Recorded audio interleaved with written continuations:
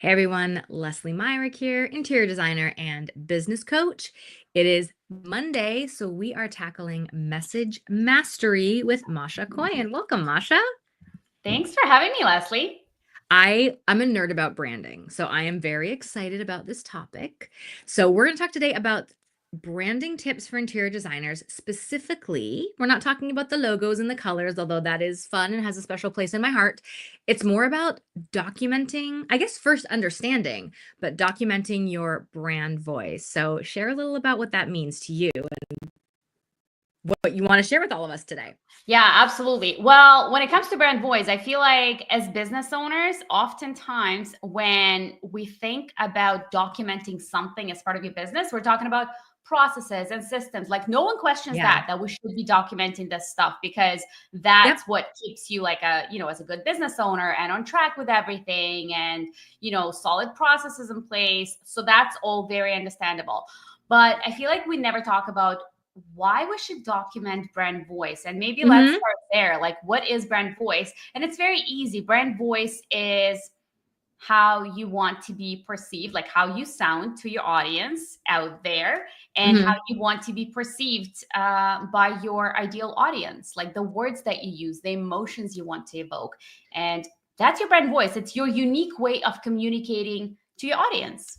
So just as an example to make sure that everyone's clear on it. So like your brand voice could be playful and casual or formal and polished. Like do those sound accurate? Are there other something else I'm missing there? No, you're not. And it's actually part of it. That's tone. Like that's Okay. how you actually sound. But I feel like voice, like even a bit more general, when you take a step back, it's like, here's that. It's your personality, but in words. It's your personality, but in words. It's your brand personality. And I I love think how there's a simple that is. You're right. It's your personality in words. Yeah, and it's your unique way of communicating online, offline with your clients at all the different touch points in your business. So that's your brand voice. That's it, it is how you communicate. It's something that can set you apart, really. So, and we should be Yeah. documenting that. Well, it's funny. It sounds kind of like this nebulous thing. Like, how do It you is. actually get clear on it and document it? Because I feel like you mentioned earlier about, designers document processes and SOPs. That's Yeah. logical to me. I can say, okay, here's how I run a project from start to finish. Here's every step, write it down. But this sort of feels like, well, we sound good. Like, how do you Yeah. even start figuring out what that is? And then how do you translate those sort of ephemeral, nebulous ideas into something that can be documented and then referred to and repeated? Yeah. And you're 100% right, because actually that's how I used to think about it. Because it's like, well, what is it really? Yeah. And so I'm actually studying brand voice right now. I'm totally nerding on that, and I'm taking a brand voice program to be able to capture that a lot more effectively for my clients, to mirror that, to Yeah. actually sound like them. But before that, before I went all into it, it's like on my client questionnaire, I had literally one section and it said, how do you want to sound? And the clients could pick conversational, sophisticated, elevated.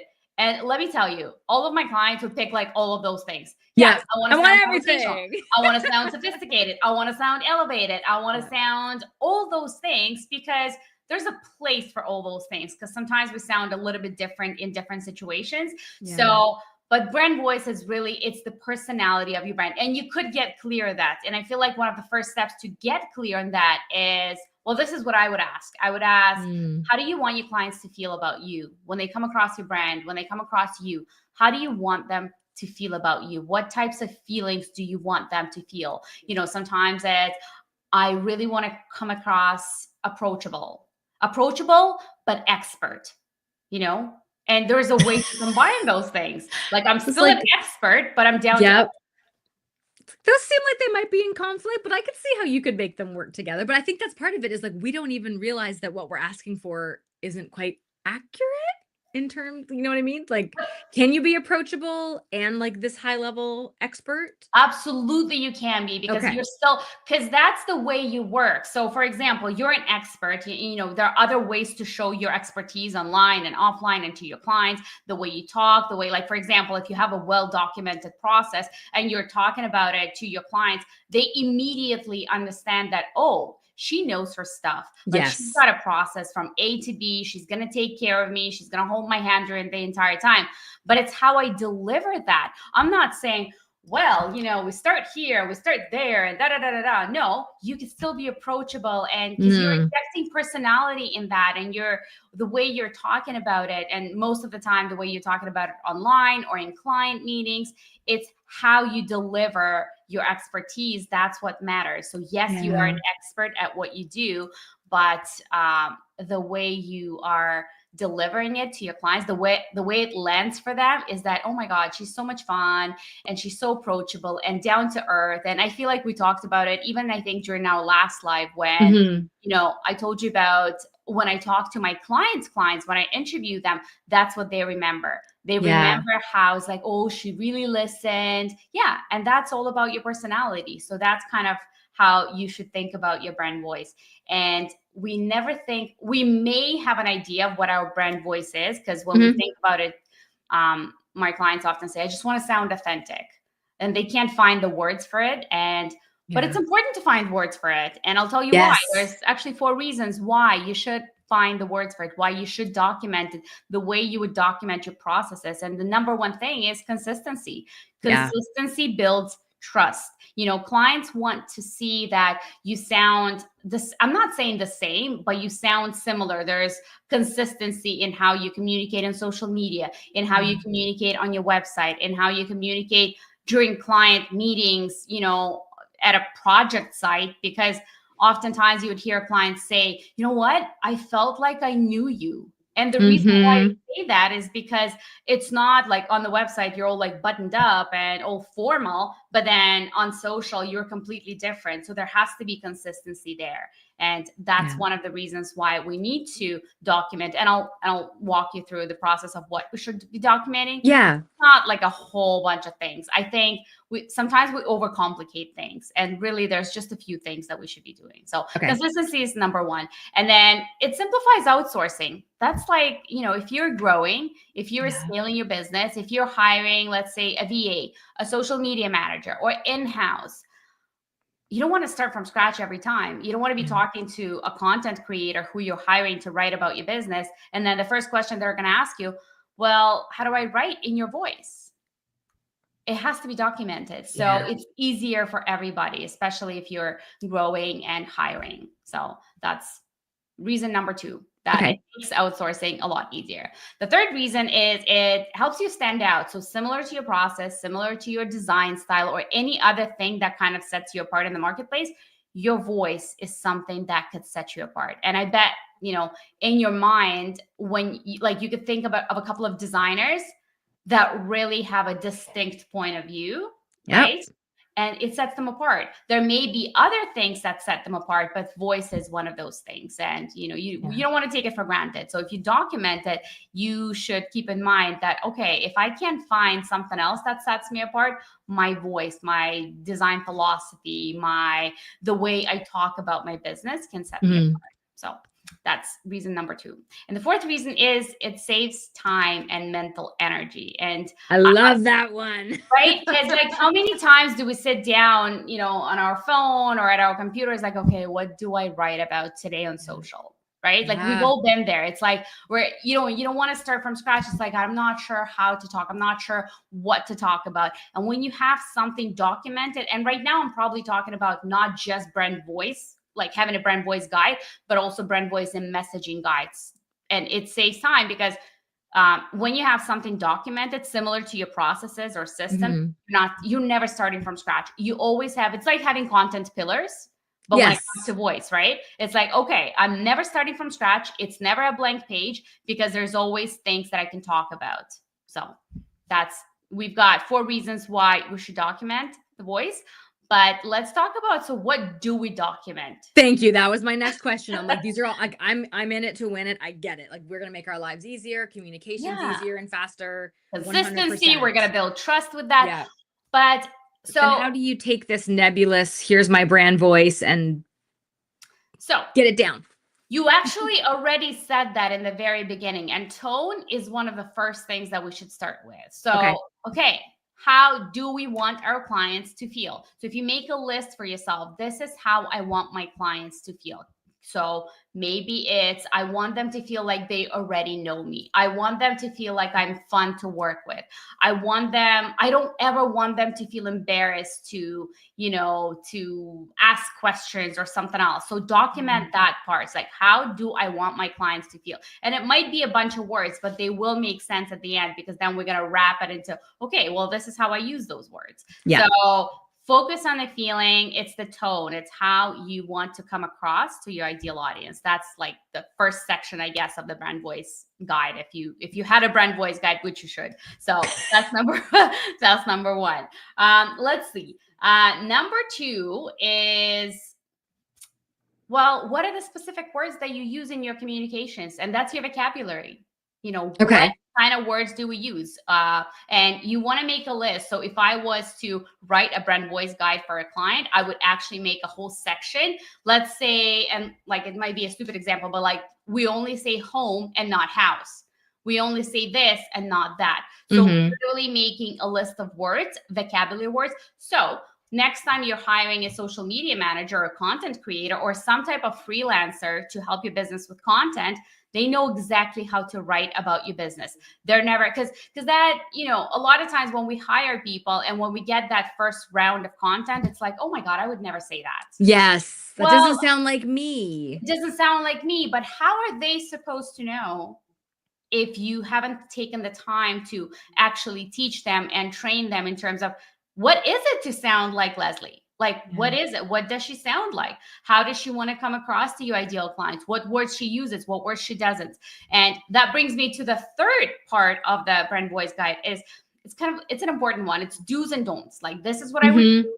This is what I would never do. And imagine having that documented. And when your content creator, whoever you're hiring, or even if it's just somebody in-house, they're like, oh, okay, we never swear. We never use jargon. We never use, I don't know, a bunch of examples. Like, I would never use that. For example, actually, now that I think about it, when Nancy hired me first time, like, I don't know, was it 3 years ago? But maybe 3 years ago when I'm writing her blogs. One of the first things is what we established is that Nancy, and the brand voice of Nancy, because Nancy is different from Nancy Gazakova brand. So she would never says like, I don't. She would always write, I do not. And okay. You know what I mean? Because that builds consistency again. So she would never use in social media or in blogs. That means as her writer, as somebody that she hired, I should know about these things in order for the content to feel authentic.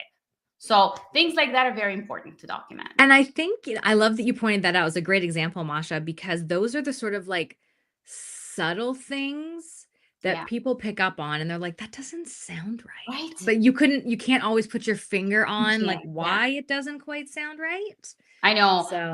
but it's important. And I feel like the way we should think about our audience is they're smarter than that. They can pick up on those things. But the thing is, it's absolutely natural to hire people. We know that this is the only way to grow, is to outsource certain parts of your business that you may not be good at. Maybe it's not your zone of genius, or the things that you don't like doing, or the things that you don't have time for. So it's absolutely natural to hire people on your team, but you want to do that smart. You want to make sure that they capture your voice. And when you have your voice documented, and like I said, the one distinction that I would make is that, like, Masha Koyen sounds very different, not very different. In my case, it doesn't sound very different, but it's different from Content Vertical, which is my brand.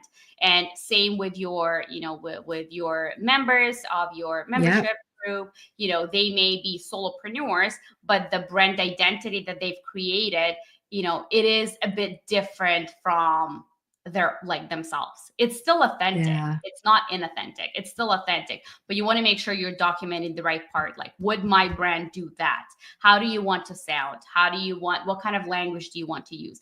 And the way I work with clients, I don't just do brand voice, because I feel like interior designers maybe care a little bit less about brand voice part and a little bit more about brand messaging, which is content pillars, all the things that we should be sharing online. So I actually like make it all part of that brand voice and messaging guide to eliminate that blank screens, like, oh my God, what am I Yes. like? What am I talking about today? No, you always want to have a starting point. This is how I sound like. This is the, the feelings that I want to evoke in my audience. And these are the main content pillars that I have in terms of how I talk about my brand so that my Yeah. audience trusts me. So that's in That's a nutshell. That's it. so It's my audience simple. trusts me is such a powerful statement because you're like, well, why does it matter so much? Because it builds trust. When Yeah. people see you, your website is we are formal and Yeah. polished and fancy, and your social media is like, oh my God, this is so fun. I love this Yeah. wallpaper. It's like, who Yeah. is this person? And it might not seem inauthentic to you because both of those are part of who you are. But there's got to be this intentionality and consistency with the words you use, the tone you use. I know when I worked with one of my first business coaches, exclamation marks. She's like, I get that you're excited, but I think your brand needs to maybe tone down I was like, oh Yeah. yeah, good point. Like Lesley might be like, all about the exclamation marks, Yeah. but maybe we'll take out about a third of them on the website and that will convey what I'm trying to get to. So it's kind of a mix of being yourself and figuring out how do you position these words, the brand voice, to be in alignment with you and your ideal client. Yeah. And the one thing that I do want to actually mention is that you brought up a really good point. So, yeah, on a website, we're all this. And then on social, we're all like full of exclamation mark and all hype and all the things. It's okay if you are a little different from medium Mm-hmm. to medium. Like on social media, we are a little bit kind of like, letting our hair down and a little bit kind of more conversational. It's okay Yeah. to do that. So document that. So next Oh, I time like somebody, that. you know what I mean? Like somebody is writing about you, or you've got, you've onboarded a new team member. So they know on a website, we would never do that. On social media, however, we could do that. So in your brand voice guide, you could say it could be like a simple section. On Instagram, you're allowed to do this, that, and the other.